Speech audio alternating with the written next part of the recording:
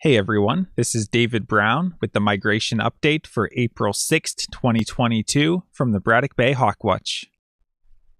Here's a photo I took in the morning. You can tell it was a beautiful day, mostly sunny in the morning, but becoming mostly cloudy in the afternoon, and moderate easterly winds the whole day, which kept the flight relatively low as the birds headed into a headwind. One highlight of the morning was the season's first Caspian tern. And these are actually the largest tern species in the world, and you can distinguish them from gulls because they have a black cap to their head and a huge honkin' orangish red bill. We had a handful of common loons migrate over, including this one in breeding plumage. Here we have two American crows fighting over some kind of food. I tried to zoom in on the photos and see what the first crow was carrying, but I couldn't quite tell what it was. Here we have an accipiter, and it's relatively small and compact with a more squared off tail and a small head, making this a sharp-shinned hawk. Here we have an osprey carrying a fish, probably headed back to the Burger Park nest. We had a decent number of horned larks migrating today. Between the different flocks, I'd estimate a total of around 50. And I was surprised at the amount of bird activity actually today. Between like blackbirds migrating and horned larks and other things, just more non-raptor migration than I expected. Here's a killdeer, which we're still seeing in small numbers every day and is pretty much the only shorebird we're seeing regularly, but hopefully soon we start to see a few other species like yellowlegs and maybe even dunlin. This hawk looks like a flying cross. So we know it's an accipiter because just of the overall shape with long wings, long tail. And what do we see on this bird? We see it's holding its wings out straight, relatively large head, kind of rounded off tail, lanky overall, flying cross rather than a flying T. So this is a Cooper's hawk. Here we have a juvenile red-tailed hawk. So remember we have the dark patagial bars and the belly band that all red tails show. And it's a juvenile, so no dark trailing edge to the wing. And instead of a red tail, we have kind of a plain tail with some light banding. Here we have a juvenile Cooper's hawk, and it's got all the classic coop features with this brown teardrop streaking on the upper breast and the shorter outer tail feathers than central tail feathers, giving it a more rounded tail.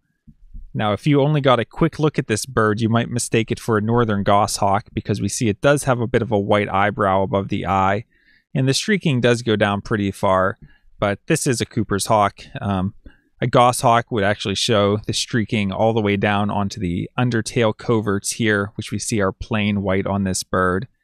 And I also got some looks at the top side of the bird, and goshawks are a little more mottled on the top side, whereas Cooper's hawks are a little more plain. So this is definitely a bird that I did a double take on just to confirm that it was just a Cooper's hawk and not a northern goshawk. Here we have an American robin that perched nicely on the platform. And I know they're a super common bird, but actually if you look at them up close, they're pretty cool looking with the yellow bill and orange breast. Just a really stunning bird. Here we have a turkey vulture, and turkey vultures continue to migrate in steady numbers where in any given hour we're getting somewhere between 75 to 200 turkey vultures. So it's been pretty steady the past couple of days, even with the winds not being the best direction. So we're kind of still in that peak turkey vulture migration period. And if we get any days with southerly winds, we can certainly get thousands of vultures still. Here we have a distant shot of a juvenile northern harrier, so we can just get a sense of the overall shape, kind of a longish tail, lanky wings that it's holding up in a little bit of a V, that owl-like face.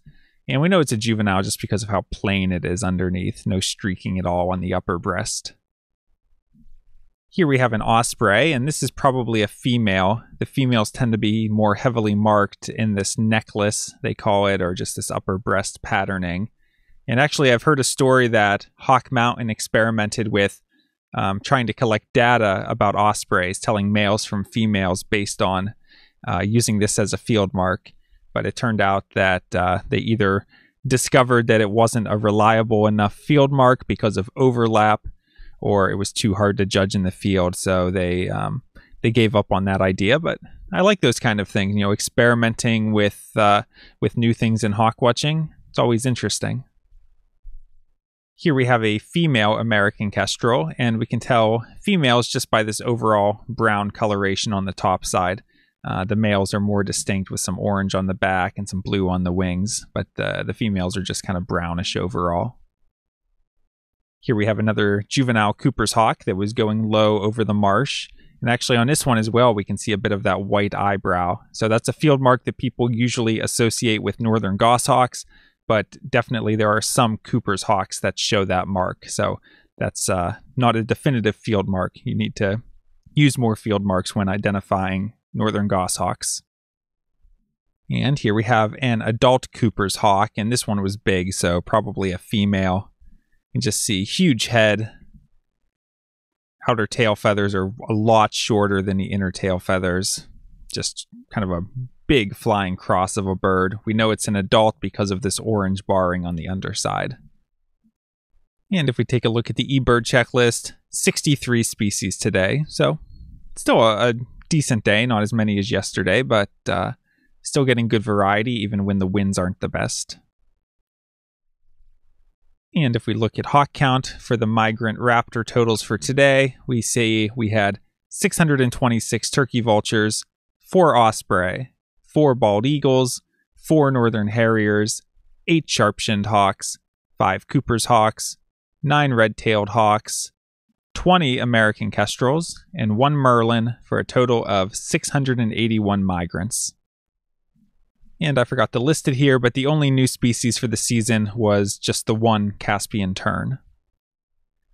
If we look at the forecast, tomorrow looks rainy with a high in the low 50s, winds south-southeast at 5 to 10 miles per hour. So southerly winds are usually good for us. However, it looks like the rain will prevent any raptor flight. So if the rain's light, I might go out for a little while, but I wouldn't expect a whole lot to be migrating tomorrow. Probably not enough lift for things like turkey vultures to be migrating. If anything, maybe a few sharp-shinned hawks or American kestrels, which, those kind of species don't mind flapping and putting in a little bit of effort compared to things like red tails and vultures, which really want thermals that they can soar on. For Friday, it's looking partly cloudy in the morning, then occasional showers in the afternoon, high around 50, light westerly winds. So seems like there might be some sunshine in the morning, and if that's the case, it could be a decent day until those rain showers move in. And for Saturday, morning showers and then partly cloudy, high in the upper 40s, and winds west at 10 to 20 miles per hour. So kind of the opposite of the day before. It looks like the morning might not be good because of showers, but then once it clears up and the sun comes out, that could be a decent afternoon flight. So we'll keep an eye on Saturday as a potential good afternoon migration. All right, that's it for today. If you enjoyed this video, please hit the like button and subscribe and hit the notifications bell so you don't miss any of these daily updates from the Braddock Bay Hawk Watch. This is David Brown. Thanks for watching.